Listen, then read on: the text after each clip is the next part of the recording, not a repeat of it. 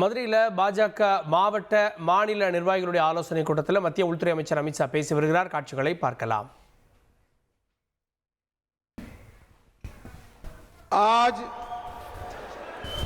Tamil Nadu Bharatiya Janata party के मंडल और जिला के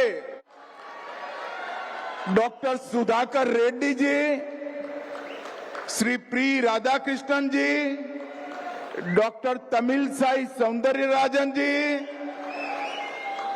मेरे मित्र और हमारे नेता एच राजा जी, बहन वानती श्रीनिवासन जी, श्री चक्रवर्ती जी, श्री रामा श्रीनिवासन जी, श्री वीपी दुरईसामी जी, श्री एसआर शेखर जी, श्री पी कार्तिकेय जी, डॉक्टर के पी रामलिंगम जी, एल मुरुगनानंद जी, के एस नरेंद्रन जी, और आज तमिलनाडु के कोने कोने से आए हुए मेरे देव दुर्लभ कार्यकर्ताओं को मेरा नमस्कार प्रणाम. மேடையில் இருக்கும் தலைவர்கள் அனைவரையும் வணங்கி தமிழ்நாட்டின் ஒவ்வொரு மூலை முடுக்கில் இருந்தும் இங்கு வந்து குவிந்திருக்கும் உங்கள் அனைவரையும் வணங்கி மகிழ்கிறேன். सबसे पहले मैं मदुरई में आया हूं.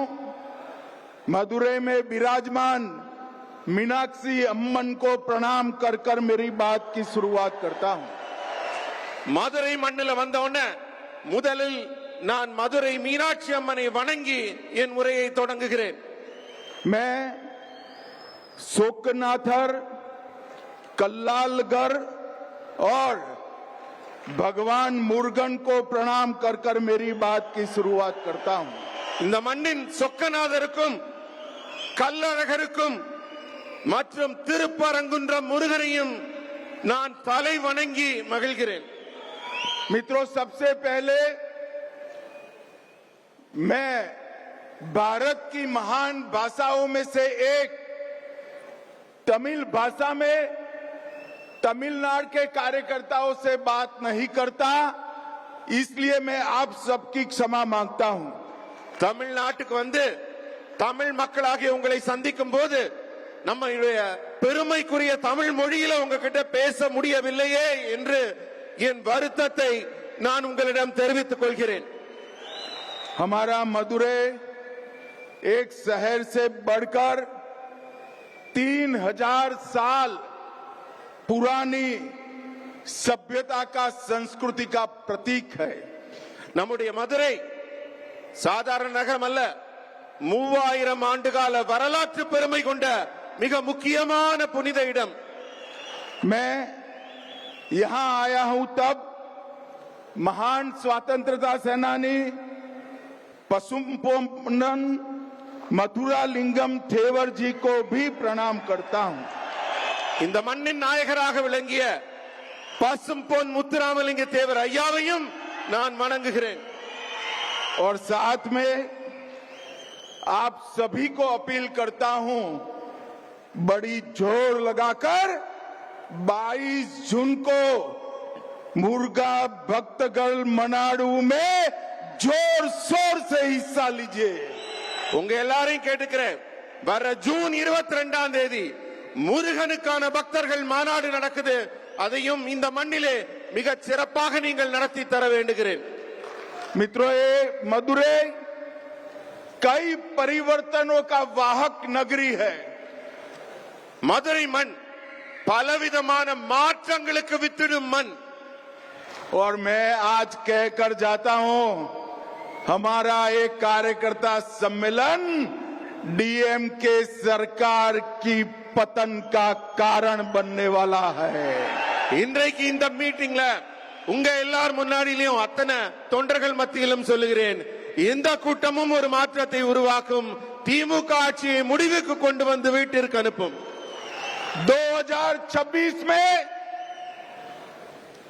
इस तमिलनाडु में फिर से एक बार एनडीए की सरकार बनने जा रही है. भारतीय जनता पार्टी एआईडीएमके की सरकार बनने जा रही है।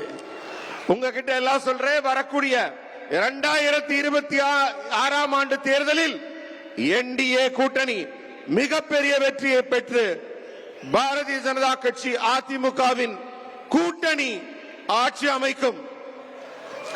मैं रहता तो दिल्ली में हूं, मगर मेरे कान तमिलनाडु पर लगे हुए रहते हैं। நான் எந்த நாட்டின் எந்த பகுதியில் இருந்தாலும் என்னுடைய காதுகளும் என்னுடைய சிந்தனைகளும் தமிழ்நாட்டின் மேலதான் இருக்கிறது. ये मुख्यमंत्री जी कहते हैं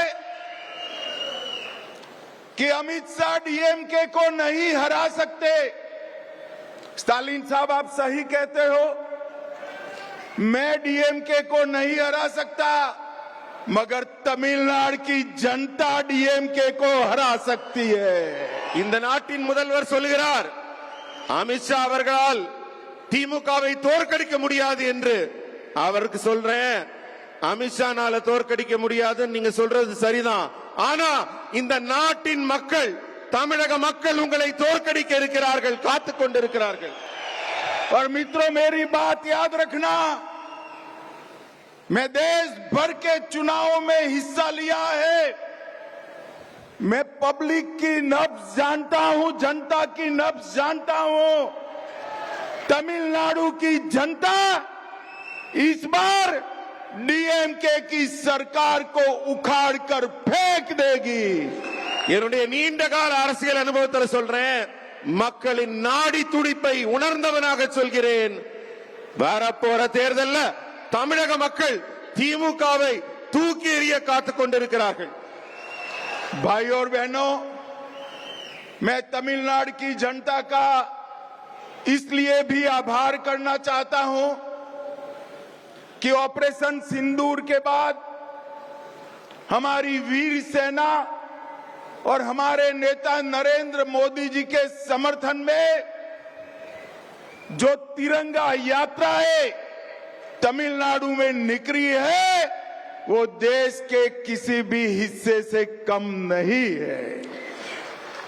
சகோதர சகோதரிகளே, இந்த நேரத்தில் நான் உங்களுக்கு எல்லாம் குறிப்பிட்டு சொல்ல வேண்டியது என்னவென்றால், ஆபரேஷன் சிந்தூர் நம்முடைய தேசத்தின் அப்பாவி மக்கள் கொல்லப்பட்ட போது வடக்கிலே நடைபெற்ற அந்த நிகழ்ச்சிக்கு மிகப்பெரிய எழுச்சியும் மிகப்பெரிய ஆதரவும் நாட்டுப்பற்றும் தமிழகத்தில் இருந்து ஒரு ஆதரவு குரல் ஒலித்ததே, அதை நான் நினைவு கூறுகிறேன்.